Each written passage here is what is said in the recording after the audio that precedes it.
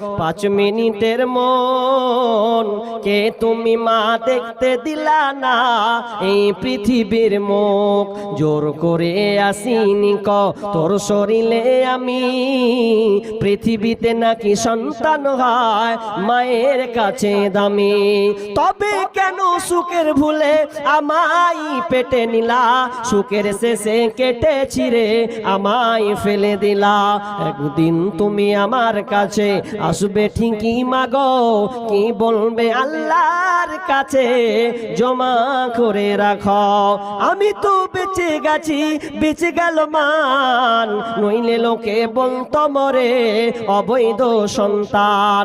একটু অবৈধ সুখ পেতে মা আমায় পেটে নিলে, কলঙ্কের ভয়ে তুমি আমায় ছুঁড়ে ফেলে দিলে।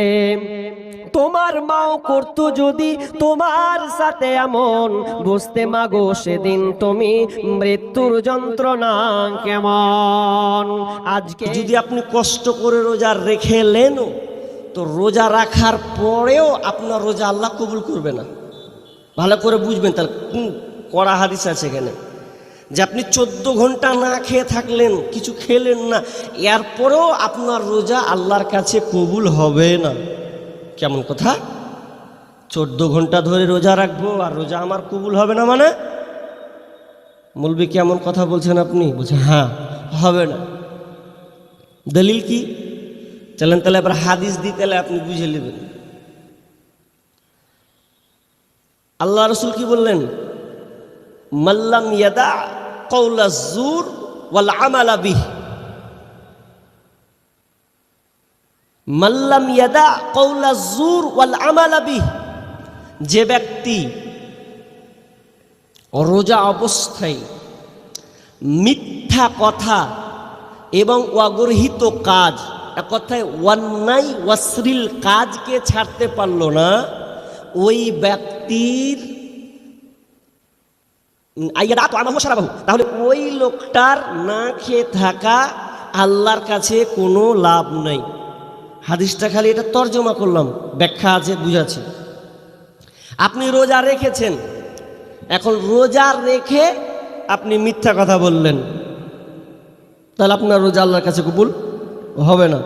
তার মানে আপনি ব্যবসায়ী, রোজা আছেন, অথচ ব্যবসা আপনি বেশি ইনকাম করার লেগে লোক জিজ্ঞেস করলো কত দাম, 150, কত দিবেন, 110, হ্যাঁ 120 টাকা কিনা আছে, 100 টাকা কিনা আছে, 10 টাকা বেশি বললেন, মিথ্যা কথা বললেন, তাহলে কিন্তু আপনার রোজা থাকলো না।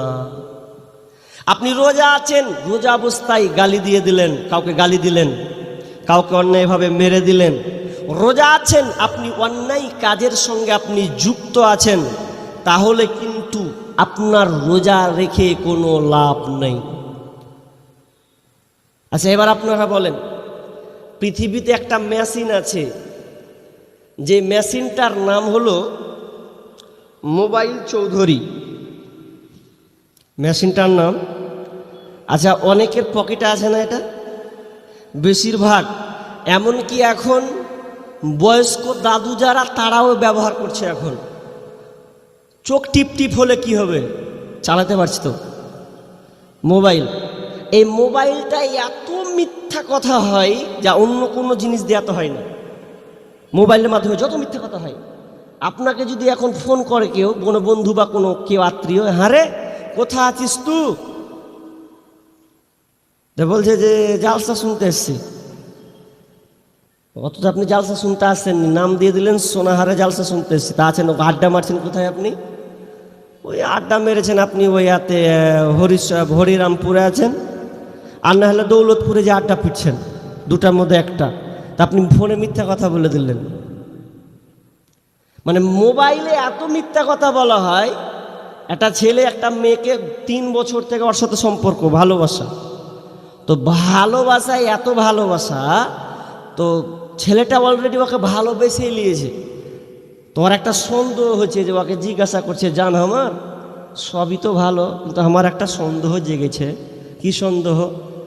আচ্ছা তোমার বিয়ে হয়েছে না হয়নি? বলো আগে, ভালো করে বলো, আমার সন্দেহ ঢুকছে কিন্তু। তখন ওই মেয়েটা কইছে, পাগলা আমার, আমিও তোমাকে ভালোবাসি, তা আমি আবার বিয়ে কেন করতে যাব? হ্যাঁ, তুমি খামখা আমাকে ধারণা করছো যে আসলে সন্দেহটা করেছে ও খবর নিয়েছে বলে। এখন হাকিকাতি যখন ওর মন মানলো না, তখন ও মারলো দৌড়ান মার। আদরেরি মা তোমায় ছাড়া একা ঘরে শান্তি লাগে না আমার। আদরেরি মা তোমায় শান্তি লাগে না। ওরে মায়ে ছাড়া সন্তানের ব্যথা অন্যে তো বুঝে না মাগো। ওরে মায়ে ছাড়া সন্তানের ব্যথা অন্যে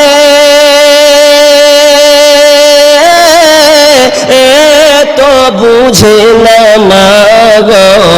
আমার আদরেরি মা তোমায় ছাড়া একা ঘরে শান্তি লাগে না। সন্তান বাড়ি না আসিলে মায়ে তো ঘুমাই না। ওরে সন্তান বাড়ি না আসিলে মায়ে তো ঘুমাই না।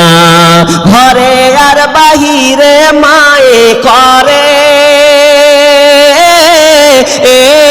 আনা গোনা মাগো। ঘরে আর বাহিরে মায়ে করে আনা গোনা মাগো। আমার আদরেরি মা তোমায় ছাড়া একা ঘরে শান্তি লাগে না আমার। আদরেরি মা তোমায় ছাড়া একা ঘরে শান্তি লাগে না। শত কষ্ট দিলেও মায়েরে সন্তানকে ভুলে না। শত কষ্ট দিলেও মায়েরে সন্তানকে ভুলে না। মায়ের মতো এই জগতে হয় না